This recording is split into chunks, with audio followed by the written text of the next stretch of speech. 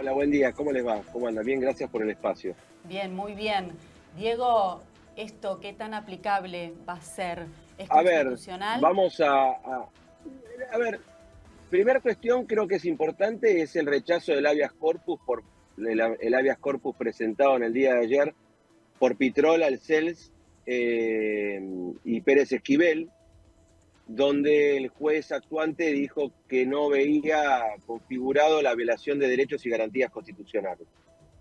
De la primera lectura de la resolución, el sustento principal para una cuestión de un análisis del test de convencionalidad, de mi punto de vista, está basado en una ley, que es el Código Penal, artículo 194 del texto mencionado, con el aditamento del antecedente de la Cámara de Casación Penal del año 2002, en el caso Marina Schifrin, donde era una docente en San Carlos de Bariloche, paró el transporte público y fue sancionada por la justicia por haber violado el artículo 194.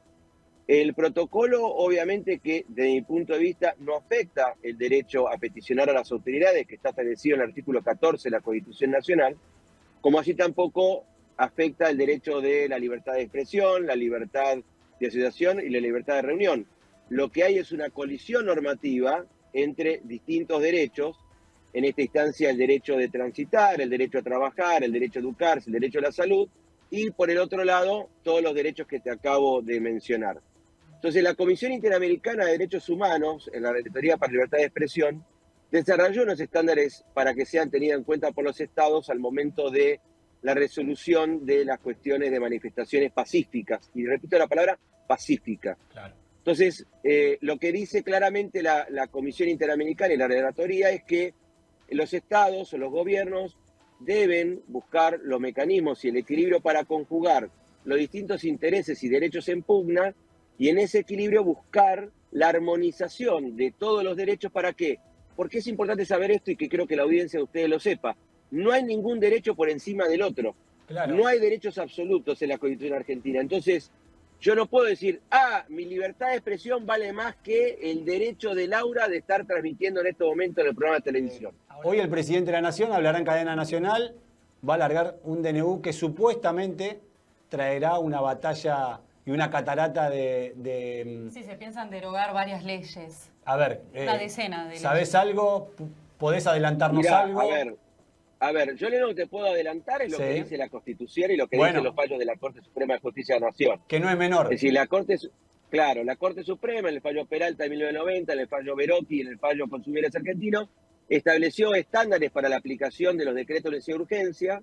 Uno de ellos es el que dice la Constitución Nacional, que no se pueda seguir el trámite normal de sanción de las leyes, y la necesidad y la urgencia. Hay que escuchar al presidente cuál va a ser el fundamento y leer, los considerando la necesidad y la urgencia, para que, por intermedio de un decreto de necesidad de urgencia, se sortee el Congreso de la Nación en la sanción de las leyes. ¿Por qué? Pero tiene un aditamiento más. La misma Constitución establece que el dictado de un DNU tiene el control legislativo posterior. Es decir, vos dictás un DNU y a los 10 días el jefe de gabinete tiene que remitir a la Comisión Bicameral Permanente el decreto de necesidad de urgencia para que ésta se aboque a su estudio y dictamine. Y después son las cámaras las que tienen que pronunciarse sobre la validez o no del decreto. Claro. Y después encima tenés el control judicial, es decir, donde podés hacer un planteo de inconstitucionalidad. Entonces me parece que hay que esperar el decreto, hay que ver si está en el marco de la Constitución, hay que ver si cumple con los estándares establecidos en la jurisprudencia de la Corte Suprema de Justicia de la Nación, y a partir de allí nosotros podemos, después seguramente nos vamos a juntar de nuevo nosotros. Por supuesto. Y vamos a charlar sobre las implicancias que tiene el texto del decreto de necesidad de urgencia que va a dictar el presidente de la República. Ahora, Bueno, y que se va a acercar ya ese proyecto de emergencias entre el jueves y viernes a la Cámara de Diputados. O sea, ya esta semana sí o sí vamos a tener novedades. Exactamente. Y ahí lo que hay que ver con ese proyecto de emergencia que puede remitir el Poder Ejecutivo al Congreso de la Nación, al margen de los proyectos de ley que están circulando, que van a enviar al Congreso, es si aparece una delegación legislativa, Claro. que también está contemplada en la Constitución Nacional, que va de la mano de una declaración de emergencia económica y emergencia social de la República Argentina. Ahora, ¿vos creés que se puede gobernar mucho tiempo con DNU? No, como hombre Mirá, de la democracia a ver, y como hombre del derecho. ¿No creés que se puede, o por supuesto que el presidente tiene la facultad y es un derecho. Ahora, desde la mirada más política y como abogado constitucionalista, ¿no crees que el sistema lo puede soportar un tiempo, pero después necesariamente necesitamos leyes? Por eso te dije del control judicial Totalmente. y el control legislativo. Exacto. Es decir, no es que vos andás a la vida y todos los días me levanto a hacer un decreto. ¿viste? Exactamente. No es tampoco el viva la pepa. Entonces, Exacto.